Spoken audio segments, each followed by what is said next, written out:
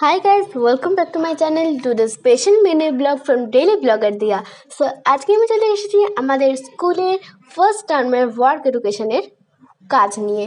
তো এখানে যে দেখছো এটা নাম হচ্ছে রিং ব্যাগ।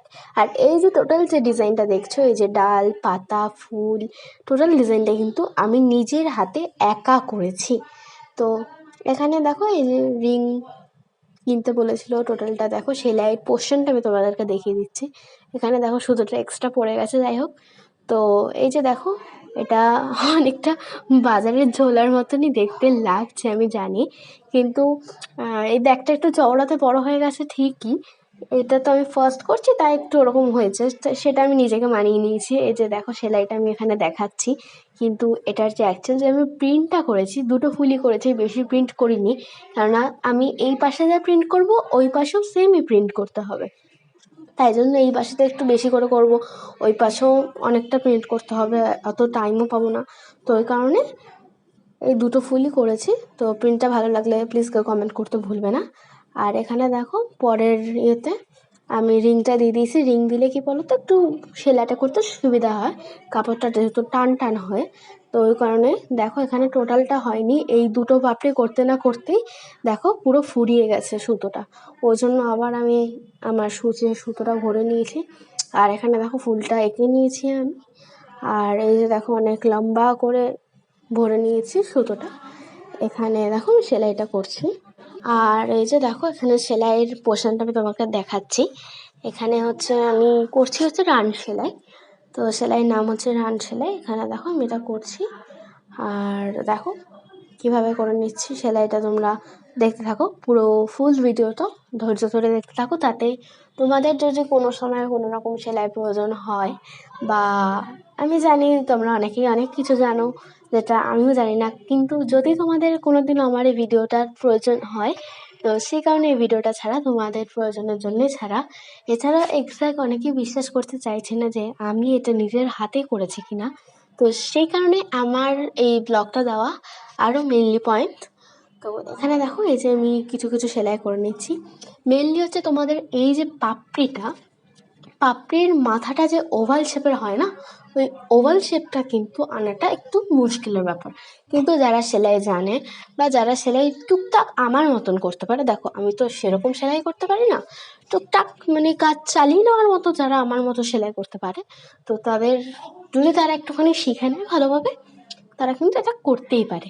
তো ফুলের এই যে তোমরা একটু খেয়াল রাখবে ফুল করার সময়, কোনো সময় যেন ফুলের পাপড়িটা চিকন বা একটু ব্যাকা তেরা যেন না হয়।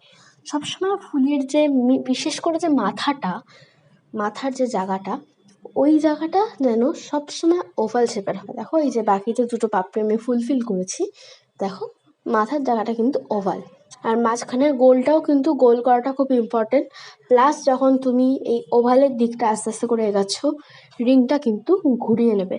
একটু তোমরা খেয়াল করে দেখবে, আমি যখন আস্তে আস্তে করে ডান দিকে মানে সেলাইটা করতে করতে এগিয়ে যাচ্ছি, সেই ক্ষেত্রে কিন্তু আমি ওটা করে নিচ্ছি। আর এই সুচটা তুলে কিন্তু সুতোটা তোমরা অবশ্যই ডান দিকে করে নেবে, তা না হলে কিন্তু সেলাইটা ফুলফিল হবে না। তো দেখতে থাকো, ওই যে দেখলে তো আমি রিংটা ঘুরিয়ে নিচ্ছি। রিংটা কিন্তু ঘুরিয়ে নেবে, তা না হলে যে গোল ওভাল যে শেপটা, সেটা কিন্তু আসতে তোমাদের প্রবলেম হবে।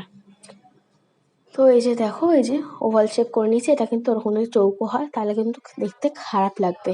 তো ওই জন্য আমি করছি না দেখো। আর এখানটা বারবার সুতোটা আটকে যাচ্ছে। তো এভাবে দেখো আমি রিংটা করতে চাইছি। তো তোমরা আমার ব্লগটা ফার্স্ট থেকে টু লাস্ট পর্যন্ত স্কিপ না করে দেখতে থাকো।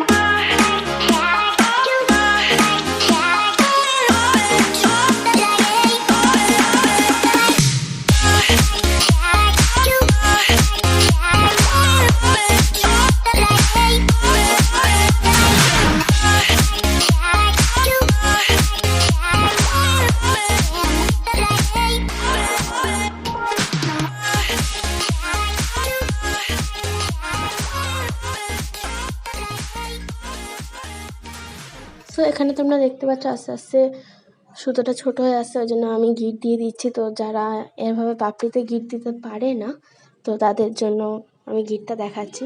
সো দেখো, আর আজকের ভিডিওটা এত পর্যন্তই। তো উইল কন্টিনিউ।